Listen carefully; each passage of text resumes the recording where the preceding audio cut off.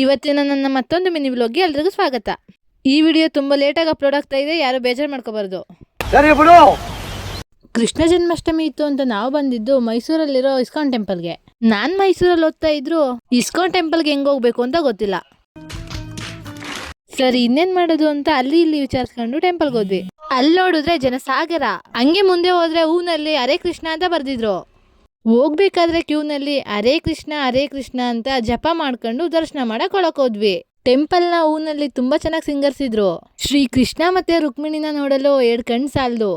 ದರ್ಶನ ಎಲ್ಲ ಮುಗಿಸ್ಕೊಂಡು ಆಚೆ ಬಂದ್ರೆ ಹರೇ ಕೃಷ್ಣ ಅಂತ 108 ಬಾರಿ ಜಪ ಮಾಡಲು ಈ ಮಲೆನ ಕೊಟ್ರು.